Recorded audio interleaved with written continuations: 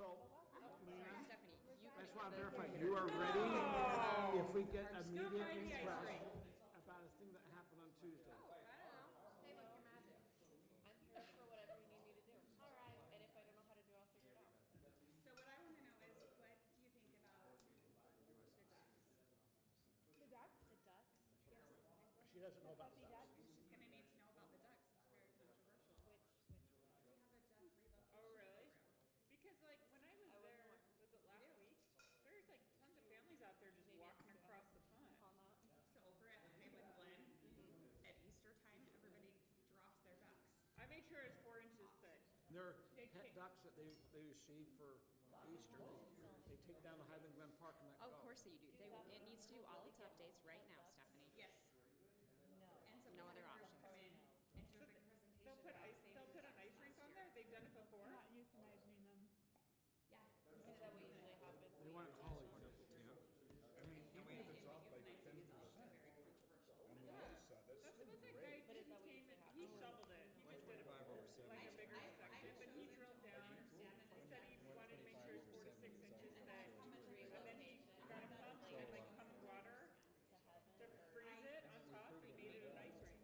It was awesome. Ducks relocated. I filled out the form, said he's, If they have, I they have attested a he lived. duck sanctuary, if they have room to take them to a duck sanctuary. Can you It's a, picture it's kind it? of like a little Ice farm skating area. rink, lights, Which is funny to me. you know, And they magical snowing, take care of them. Yeah, he's alive, he's complaining that I charge didn't serve admission, him. or whoever like does the actual ice rink will let They them had it on the rinse news. Is this your father? Like, I'm not Well, just making he had to this go up. in and have Dr. Smith fill out a form. I'm shocked. What happens, we have I had to wild fill out ducks for him. fighting He out is like alive. in the local Yeah. and then we have My some mom that are just passed away. She had a second native to ducks that die don't fly, I guess. I guess they don't fly. Oh. Or, Those are unauthorized. So I guess they figured, well, better make sure he's still alive and his kids aren't taking his money. I mean, BYU goes in and I mean, I don't blame him in a certain way. I'm sure that some people abuse that. more than we like. That was so nice of him to do that. maybe we'll eat another 5 minutes and start. So my dad was like $24,000 a year because of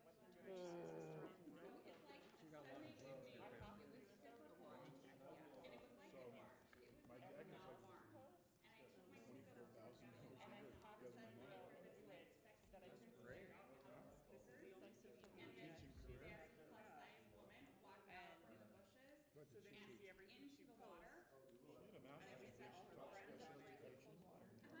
For a photo shoot. And then I looked around, I'm Did like, that a long time. there's like lights and a whole bunch of people. It looks like a full on Did that a long thing. time. And I would assume get that authorized. I don't We think, discovered I don't a think couple she weeks had. ago that she opened up a snap You wouldn't have to. The question is, she's in a bikini. and the friend opened up Snapchat. It's a public place. If they were in a bikini during the summer, would we ask that same person to Then leave? she would like, whenever No, she and I wasn't at all offended by it, I was just surprised, because that's how you expect to see us then I on a Sunday afternoon. Right.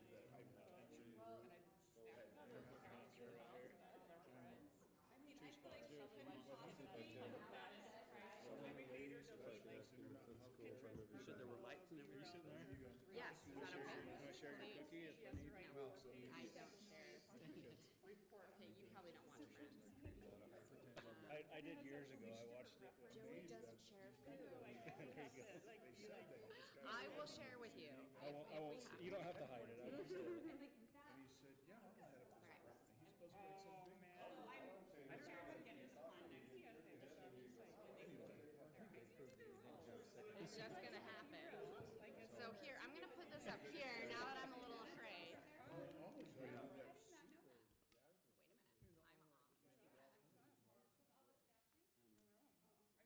Was it right there? Okay. It was next door, it was at his house. Chief William? Rob, we might need one more chair. Hi, everybody. Thank you for being here. John, are there any other instructions you want to give us before we get going?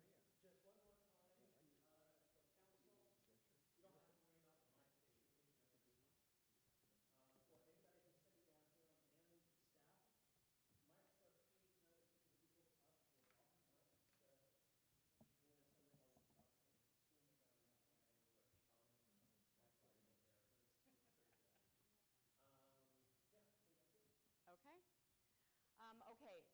we've had some late breaking news. Andy needs to get a little bit of feedback on before we dive into budget. So I'm going to let him go and talk to us a little about PI meters, before we dive into budget. Not really news, it's questions. Let's say it that way. As we get the feeling of the council, so we're actively bidding the contractor's work right now. And it seems like a somewhat trivial matter, maybe a very important matter, in that it has to do with the way that the contractor fixes up everybody's landscape after when we build the PI meter, we're going to disturb somewhere, about 2 feet around that green box, right? And so there's going to be about a 2-foot envelope around that green box that we're going to disturb the landscape, and we're going to try and put it back together for people. Well, the couple of things have come up on that. The contractors are saying, hey, it's not fair for you to make me fix the grass months later just because your residents didn't water it, they didn't take care of it. I have no control over what they do after I leave, right? But the residents have a reasonable expectation to assume that the contractor's giving them a good product, they're giving them good live grass, they're giving them, a lot of it's gonna be grass, some of it's gonna be shrubs and other things, but good plants, so it's, where do you draw that line, right, to where you're fair to both parties? So what we have right now for the contractors, and this is what I want to get your feedback, because this will be the messaging that goes to the citizens, is we're telling the contractor, hey, within 30 days of you fixing that PI box, we expect that grass, let's talk about it in terms of grass, but it'll be shrubs, it'll be trees, whatever, those plants, it's going to be alive, and if within 30 days, it dies, you fix it on your dime. Conversely, the messaging to the residents will be, look, residents, you've got to water and baby this grass or these plants because you've got to feel good that this is going to live, because after 30 days, you own it, we're not fixing it, the contractor's not fixing it. The question is 30 days reasonable? Or do you want to go 60 days? You go 60 days, the contractor's going to pad his number a little bit more, but you have less problems with your residents, right? What's the magic number that you feel comfortable with? Because like I said, otherwise, if we don't hold that line, the city will end up fixing a lot of people's grass and whatever. And there does have to be some burden on the residents, and they are going to have to get out, and they're going to have to use a garden hose, because new sod, when you disturb it, especially in the summer, you have to water it every day, right? And so they're going to have to kind of get a little garden hose out a time or two a day and kind of baby it along for, about a month. About a month, you can start to transition to your normal schedule. Now, So are they going to be using culinary water to do that? They just use their secondary water. Or most people have a hose tap off their secondary, right? Let's assume where they have their secondary water meter at, it's gonna be a grass area. So what you're saying, if they disturb the grass that was around it, you don't believe the standard sprinkling that they might do for their standard grass will have the new grass that they put down survive? Correct. Because if you're just watering 2 or 3 times a week with new grass, especially in the heat of the summer, I'm sorry, John, you're telling me to move. Sorry, I have a problem wanting to talk to whoever's asking me the question. Yeah, you've got to water it basically every day in the heat of the summer to kind of baby it along. And that's where the likely conflict will come, right? And the likely conflict will be the contractor's going to say, well, your resident didn't water this grass enough to get it established. And the resident's going to say, contractor, you gave me bad grass. City, fix the problem, right? So, but there is a certain point at which, if we tell the contractor, we just got to guarantee this grass for a year, they're going to pad their numbers a lot to cover themselves for that risk, right? And so there's a balanced line here that we want to get your feedback on, because we're going to touch every single person in the whole city's yard. I can guarantee you this issue is going to come up, and it's going to come up multiple times, right? So, Andy, is there a way that, because what you're saying, there's a cost, it's not going to be every resident, but let's assume we have 10% of our residents that have an issue. Is it something where we could have city staff help backfill, because if not, like you said, this contractor is gonna cost us a lot more. Right, I mean, and we could fix it as a city, that's another option is, you know, we just say, okay, as a city, we're gonna accept it, we're gonna fix it, you know, we're gonna have the contractor guarantee it for a certain period of time, let's say 30 days, 45 days, 60 days. And then for the next 3 months, the city's gonna fix it on our dime and with our crews.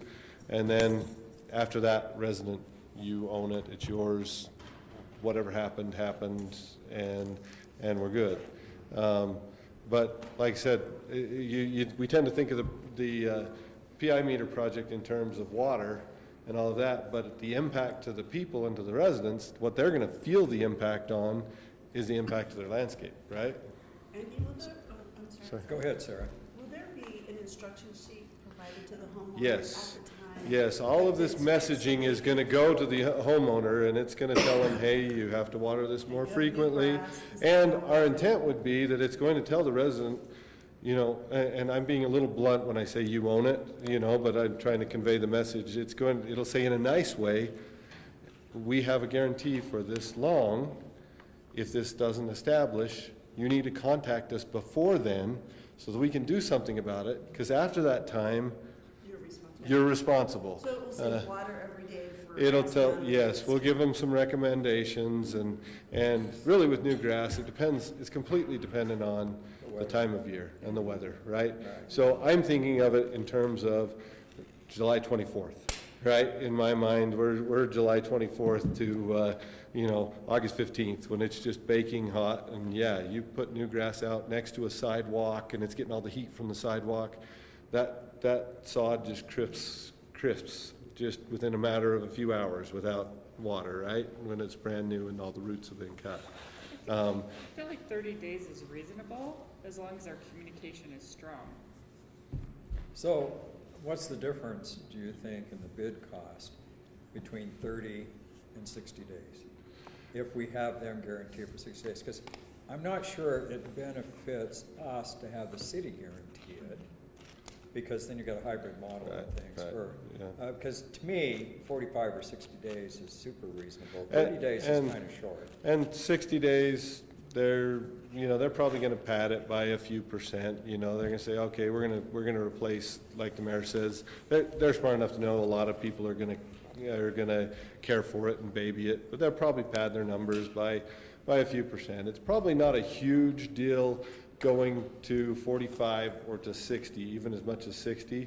I'd say once we get to 60, then the contractor's gonna start, just my personal opinion, the contractor's gonna start putting a little more risk money in there, because you know, you get pretty far down the road from when you've done the work, you have no control over what that homeowner's done to care for that grass. Tim? If the grass is installed properly and citizens go maintain it properly according to the sheet they'll be given, it's a living thing, so obviously some are gonna fail. But do we have any idea from past experience, if someone does things properly, will 100% survive, 90% survive? What do you think? I just give you my anecdotal experience. If Sure. the citizens will baby it, like we're gonna tell them to baby it, you know, and that babying fades, right? You're really heavy for the first week to 2 weeks, and then you drift off a little bit, and, you know, somewhere 60 days later, you're just on your normal watering schedule. Yeah. And that's why I envision it mostly just being a garden hose, because we're only talking about a spot as big as I'm standing in, right? I mean, you're only talking. Anecdotally, what would be the percentage you think? I think probably if they take care of it, we're just looking at, you know, 5% that dies or something. You're not talking huge percentages that they're gonna die if they take care of it. I think, What is your recommendation on a length of time? Anecdotally. Anecdotally. I mean, somewhere between 30 and 60 days, you know, and I felt 30 days because I was seeing it from the contractor's perspective. Jeff and I were talking before the meeting, and I was starting to get a little worried that 30 was a little bit short. And I think we can probably go to 60 and not get a lot of kickback out of the contractors. I'm going to talk about that next, the separation. And we have a second issue we got to cover. But the thing that I wanted to get the council's feedback on is a fairly, for lack of a better word, hard line to the residents of, no, we told you what to do, we've guaranteed it for an amount of time, it's now your responsibility. You know, that's, I think, part of this package and that messaging, because otherwise we will get stuck fixing it for several months, right? And the hard part is, when you show up and you're trying to resolve the concern, the resident's gonna take you there and you're gonna look at it and you're gonna go, yeah, I see dead grass. And the resident's gonna say, I watered it, I cared for it, and I'm not one to call them a liar. I don't, you know, I have no idea what they did. All I know is I'm gonna concur with them and I'm gonna see dead grass.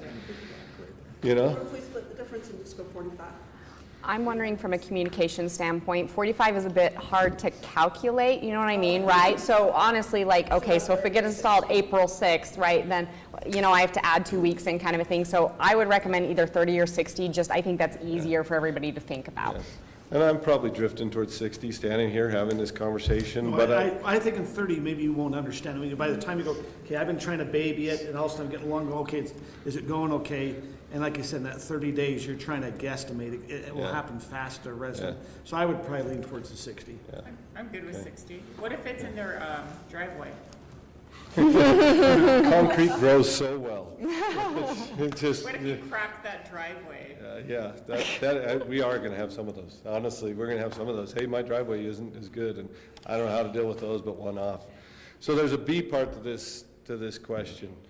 We have told the contractors, and we had our pre-bid meeting with the contractors today, and that's why this is on the tip of our tongue, and you just all happen to be captive audience and eating your dinner, and I was like, Aaron, can I please, can I take while everybody's eating, while they're scheduled to eat, can I just take this 10 minutes? We had one contractor come up, sorry, let me preface. We told them that within 48 hours of digging in somebody's yard, they've got to have it all put back together, the sod's got to be back on, and by the end of that week, whatever shrubs got torn out have to be in the ground, because our vision was, hey, we come onto a street, we're on street A for that whole week, and by the time that week's over, all the landscape's put back together and we're off that street. We had a contractor talk to us and say, and they are one of the bigger meter contractors, and they said, you know what, we have had nothing but problems when we put the sod back straight away. What we recommend is that you wait 30 days-ish and let people water and do their thing, and then let us come in and just put sod up the whole street. Because they said what happens to us is, as we put things back together, we're having settlement on the grass, and so we end up with kind of a bowl or a dish next to the boxes. That one, I'm not discrediting. This is a very reputable contractor. They do a lot of it. They're doing it for our adjacent cities next to us. But that makes me really nervous. I was much more comfortable with the idea of we go onto a street, we do the street, we're off the street, everybody's... Well, it makes me nervous for citizen complaints, that we would get a lot of complaints if we just said, well, we'll be back to fix your grass in 30 days. Would they complain more about like them not coming back for a month, or complain about there's now a big divot in their grass kind of thing? I think if we it explain comes it. down to communication. No, I think what Kim's saying, I think if we hadn't done something in 30 days, we'll get more complaints that there hadn't been work, and that, you know, hey, you came and took out this, it's been 30 days. Yeah. And whether, and if they It makes me know- worse. I'm If worried they about know what you're that talking way. about, that they're gonna say, you never finished the job. And so, And if they know there's gonna be sinking, they should understand, and they can over pad a little bit by putting more soil up to help with the sinking. I mean, Yeah.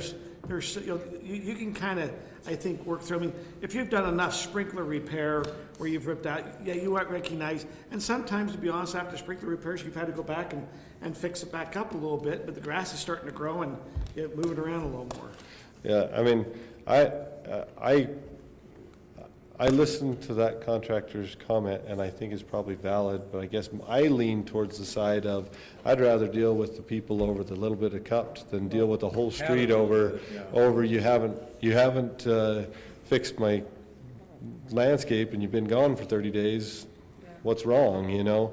But I don't know, I mean, Jeff had a conversation with them, they're pretty passionate, you're gonna have nothing but problems, but I see problems conversely on the opposite side of people being think that we've deserted them, so to speak. So I don't know. And to some extent, this is a little bit of a warning what's coming, because when we touch everybody's home in the whole city, there is no way that we're going to avoid complaints. So Lena, congratulations. Welcome to the city. Man, all of our problems are getting solved by Lena. Yeah.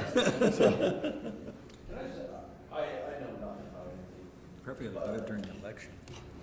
Are we saying, I mean, if I'm just a layperson, and we're installing your PI meter, we are now going to be metering your water, charging for water. Now we want to charge you, we want you with water for 60 days straight. I've got an answer to that.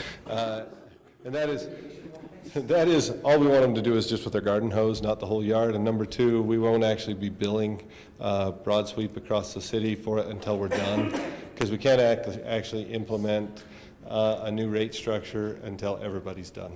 So, yeah, that's a good messaging point. You're taking notes, right?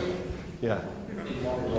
Yeah, yeah. And I think our issue is going to be where you're installing it from June 15th to maybe the end of August. Those- Right, the and heat.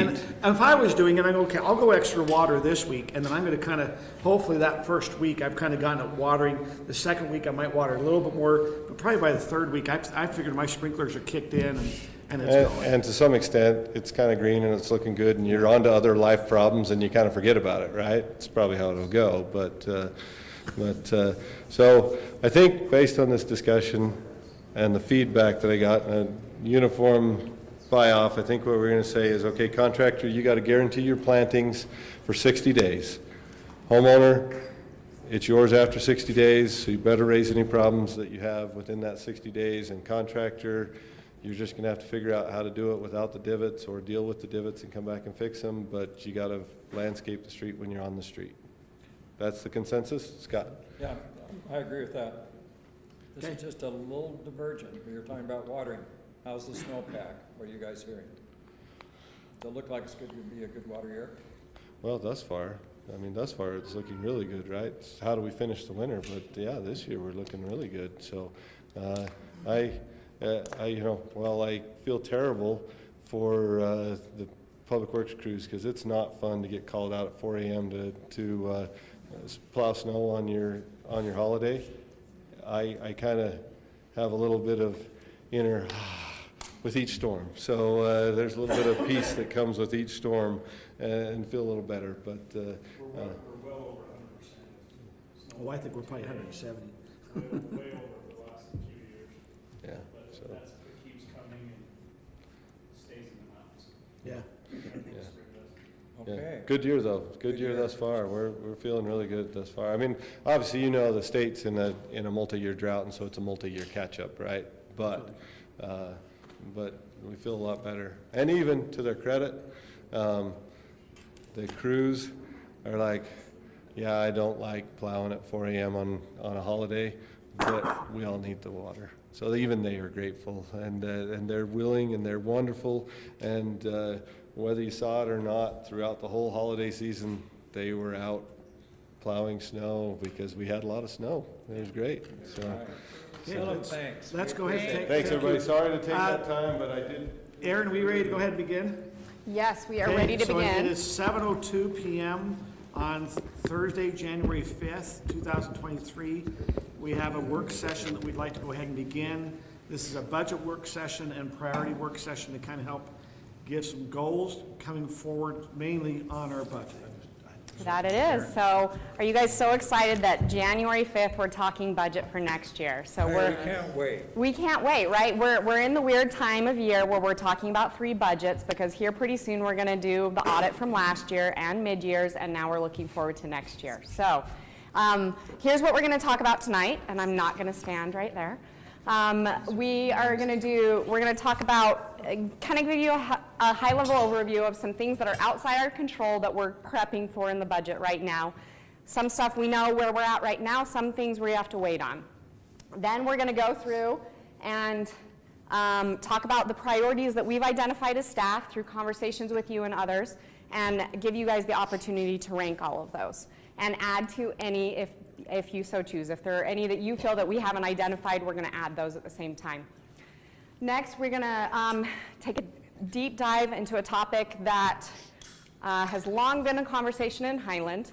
Last budget year, we talked quite a bit about the open space fee, and the consensus was we'll address it in the fall and move forward from here. So we're a little late on that, but tonight is going to be that conversation as to, council, what's your direction as we look forward to next year's budget with the open space fee. So let's get in and start talking about our outside things that are going on. The first is an audit alert that we received a year ago-ish, Tyler? April, which essentially, so the state auditor sent out an alert saying that revenue related to development could not be swept up with the rest of the general fund. So our revenue has to be spent on expenses related to development. This has been a multi-year, we're working into it. It came out right before year end, as Tyler alluded to. And so staff actually had to quickly go and do some things to become partially compliant. It was kind of a phased-in approach. So we've done that. So last fiscal year and the current one we are in, we're kind of doing a phased approach. But coming into this next fiscal year, our current plan at this point is to create a new fund. So we have our general fund and we have all of these enterprise funds. We are now going to have a development fund that carries in revenue, everything from when they first approach the city, if we're talking about rezones or preliminary plats or whatever fees they pay for that, all the way up through the building permit stage will encompass the revenue. And then all of the expenses will also be in that fund. So it's not just, so it'll be, Kelly's time and our planning staff's time and building staff's time, Jason and the others. But it also, one thing that staff's done is we want to attribute the fact that all of us, even if I'm not in the building department, we work on building related stuff. The growth impacts all of us. So pretty much everyone in the city now has a portion of their salaries, including council, going towards development because, half of the thing, well, not half, a lot of the stuff we talk about in city council has to do with development and growth. And so staff's doing everything we can to attribute that, because what that does is essentially the auditor wants to see what our net revenue is. And full disclosure, we do have net revenue right now because of all of the growth that we're experiencing. We do have revenue over expenses. Staff's stance is year over year, that's not always going to be the case. When we have down years, we're going to be relying on some of that net revenue to help pay for the building department when the building department isn't fully funded through building related revenue. And so that's ultimately the auditor's goal and what we're trying to do. We are watching what other cities are doing as well. This is kind of an interesting situation where it's an auditor alert. The state auditor's office is pointing towards current legislation that does say that we have to keep building growth-related revenue separately, but it's not like new legislation. How it impacts us is it comes down through the state auditor to our independent auditors, because they essentially take direction from the state auditor as to what things the cities are supposed to be compliant with. Kim and Scott. So how do you guys track that? Like when they input their payroll hours in, do you have a code saying this is a code for the development, this is code for public safety, or is there a way to track all that? There is. So all of our staff have different allocations. So they're allocated towards administration or parks or planning or whatever, and especially public works crews are more complicated, right? You get up to 6 or so allocations. So actually council's kind of the same. You have around 6. You go to 6 different departments, your salary is charged a certain % to those departments relative to what we think you spend your time on. Okay, so they are inputting, like if I work 8 hours a day, 2 hours of this was spent on public safety. We're not doing that. Essentially, it's if I'm giving you, if your check is $1,000 and we've said half of it is development and half of it is parks, that's how we divide it out. They don't have to track it on their timesheets. I'm just saying if we're doing the new payroll system, that's probably something that we can look at, because I know just working for the state, I actually do codes where I say this. I worked on this. This part of my time is allocated towards federal funds kind of thing, and so then you can actually have more of a determination of really how much you are working on. Right. No, that makes sense. Detail. Love it. Well, and if council prioritized the payroll software system, Scott, excuse me. Are we setting up a separate development fund then? Okay, and so our general fund, we're able to keep a 35% Yes. reserve. In our enterprise funds, we can keep reserves. Can we keep a reserve in the development fund for years where we don't have much development? Is there a statutory limitation on other funds besides the general fund? Well, you can do it in the utility fund. Right, I don't know if there's like a, oops. Right. Is the direction from the state auditor that he wants, like, I mean, clearly you can't necessarily use that the same budget year. Like, does he want it used over the course of like 3 years or 5 years? I think it was 5 years. He'd I like didn't 3, get that one. but the audit alert said 3 to 5 years. So what they're saying is if you take a 5-year know if we- look at how that fund functions, because as we were looking at with Tyler, there's gonna be some years with what the revenue came in did not match with what the expenses. And so, Could the you know, projector yeah, have you gone take to your sleep? one good year, you know, the audit year, the audit alert comes our best year we've ever had. You know, so they're always gonna send Oh, out, no, it's on. I'd like to see Here we them go. say, well, now what about when we're having a bad year? You can tell us how to function then too. And for comparison, context, impact fees operate very similarly. And that's another area that has received a lot of focus over the years. We have to spend those funds within 6 years or encumber them. So there's a lot of tracking and analysis to say, here's what we received, and did this dollar from 2015 get spent by 2021 or 22, that kind of a thing. So it's kind of a similar thing. Did we answer my question? I mean, if it's over 5, 6 years, we can have a reserve in there? They really haven't given us full direction at this point. They've kind of said 5-ish years, but there's nothing legislatively, there's nothing in writing at this point. So that's what, I mean, this is all very fluid. We're kind of trying to figure it out. All of the cities are trying to figure out what they're expecting out Just of remember, this. the auditor cannot go and, he's not a legislator. Does that make sense? The auditor cannot go create a law or a policy. It has to be the legislators that do. So this, there is, But what he's we, recommending this, or this is statutory? what was, it was, you were saying there was some type of policy in the legislators that stated that there need to be corresponding expenses with revenue, correct? Right, Rob? That's the general rule for fees, that they have to be tied to the reasonable cost of providing the service. And that's what the auditor is kind of pointing to, this very general statement saying, No, you no, no, ultimately forget it. building permit and other development fees to make sure this does correspond with this and then provide Just an work my mouse additional, every once in a while. I think an it went to sleep. overlay, a Sorry. gloss of additional restrictions on how they think we should be doing that. All right. So this is kind of a two stay and watch, but this is our direction at this point. So that's really tricky because the amount of time that somebody's gonna spend is gonna vary year to year depending on how busy it is. So once a year, as a part of our analysis, as a part of our budget preparation, we look at everybody's allocations and double check to make sure that they're being charged appropriately. So that'll be part of that. I mean, building staff, they're always going to be doing building stuff, but the rest of us ebb and flow quite a bit. And I think we ought to be interested in seeing what some other cities do with this same odd alert. You know, some cities that appeared, last year when they got it, they just kind of said, oh, that was nice, we got an alert. We seem to be a little more proactive. But that comes the same thing as what we saw with affordable housing. We probably got proactive with it. And here we started doing some things. We'll see. I think we want to see how some other cities behave during this and see what, I think we're going to set up a separate fund, or we already have on this. The intention is for next fiscal year to set up a separate fund. For the last 2 fiscal years, we've kind of done some on the side tracking, basically. So we've hit the brakes and not implemented it as quickly as I think the auditor was hoping, but because it came out at a really horrible time to be able to handle that.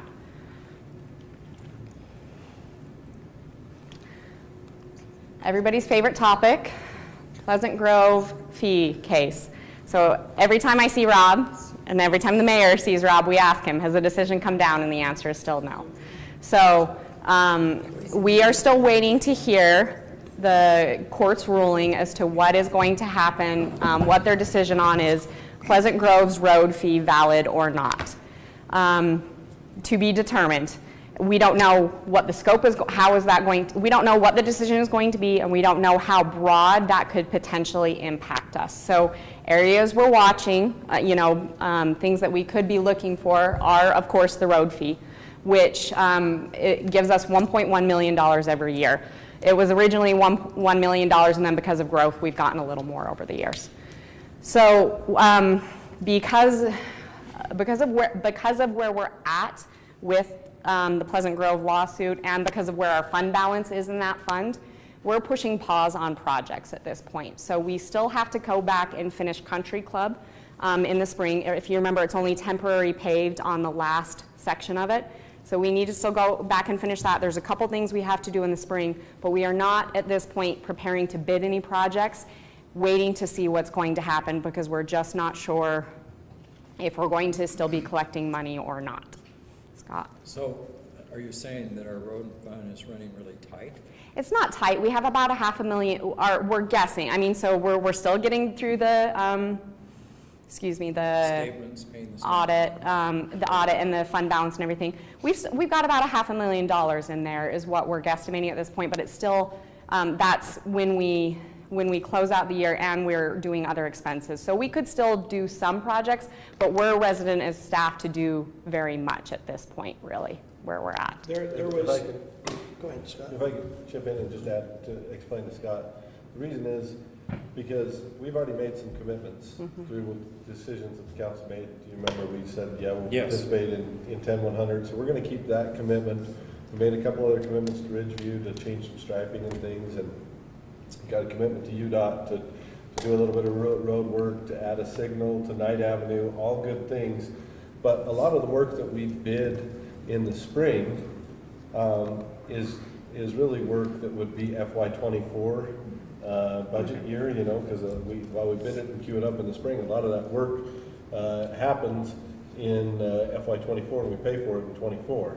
So without knowing whether, if that makes sense, because we'll bid it this spring, we'll contract it, but they don't actually do the work till July, August, September, if that makes sense. So you're still doing work? We're still doing some freezing work, everything. yeah. But we don't want to get way overextended with, because usually we're doing that knowing we're going to have the revenues in the next fiscal year to pay for it. Well, at this point, we don't want to get overextended and not have the revenues to pay for it, and get under contract only to find out that we can't pay for it in fiscal year 24 because the court ruling came down, April or whatever, whenever it comes down. So just to remind the council, and Rob, you can kind of chime, the courts heard this case, the Pleasant Grove case, in March of 22. There was, I don't know if it was joking or if it was signaling, but the league gave a signal in a meeting, was it towards the 1st of December? Yeah. They feel that there might be a court decision in February of 23. So we've been a little nervous now with that. The reason we're talking about this is that can affect what we're trying to do fund-wise for next year's budget, because if the road fee comes off, yes, we could go and maybe look to do a property tax increase, or we can even decide to do that and move away from the fee. But Rob, how long usually after court? And this is my favorite question. I think I've asked Rob 4 or 5 times. Usually, what's the timing after a court hears a case until we see a ruling or what they do? When I was at the court, they had a rule that they had to circulate an opinion within, I want to say 6 months from when they heard the case. That just means they have to circulate it. That usually in the meantime, therefore, dissenting opinions or constantly recirculating. I had cases that had been pending for the Supreme Court for 3 years that weren't decided. So the average time is somewhere between 6 months to a year is probably the average. So we're approaching a year. The league was kind of half joking, half serious. They're really hoping it doesn't come out during the legislative session, that it happens in March, when we're done with the legislative session. Just so that we're not in the middle of that, and then all of a sudden the legislators are trying to figure out and grapple with new legislation related to that. So, I mean, from a budget perspective, the sooner the better, we know, right? So we can make a decision, council, you know, if it is a no-go, then do you want to do a property tax increase? The good news is we don't have to make that decision until June as a preliminary decision, but then the final decision wouldn't come until August if we were going to go down a property tax increase route. Would that be something that we would have to address this year if the court were to say, like, we couldn't wait and say we're mid-budget process? It would depend on the court's ruling, and essentially, from the guidance Rob has given us, it doesn't mean we have to stop tomorrow, but you know, depending on what the court says, it could mean as soon as somebody, because it only applies to Pleasant Grove, right? But then if somebody came and sued Highland, You don't want to pay everybody back for their road fee? yeah. You'd have to stop the way they should, or start cutting the fund. And what we do also will depend on the fund, right? Road fee, I mean, we can just, I mean, another option is we just stop doing these projects. What we're doing is we're repairing the really bad roads that can no longer be maintained well, right? We're reconstructing roads. We could stop for a year if we needed to, right? The other two are more problematic for us because it's ongoing expenses we're paying for. It's not stuff that we can just turn off. It's, you know, paying for our public safety officers, right? Or for open space for all of the maintenance associated with that. So those two are more problematic for us. So a recommendation, and I think, you know, here's my recommendation. I think we start the process of moving away from the road fee and the public safety fee, and hopefully before we have to make a final decision in June what we're doing, we've heard. Does that make, I think we gotta start getting the public, at least getting some messaging out there that we're starting, that we see this is on the horizon. We don't control the horizon, so we need to start preparing that there could be a ruling against our road fee, there could be a ruling against the public safety fee. You know, there's gonna be questions, does that apply to open space fee? And that, you know, it's the same gesture we're having that some say, hey, the road fee, you can't measure public safety. So the road fee is gonna affect what, about 11 cities, 11 to 15 cities? Public safety, Chiefs, how many There's a cities lot. do you think have public safety fees? I know Unified does, so anything that touches Unified, I know the fees fall there. So That's a huge area of Salt That's Lake, Turns, Magna, Holiday, Mill Creek, Midville, Midvale. is Harriman? No, Harriman has their own. Okay. So Salt Lake, and There's a lot well, and for I know, public I mean, safety. I think Logan has it, Smithfield has, I mean, just, the public safety fee seems to touch a lot more than what the road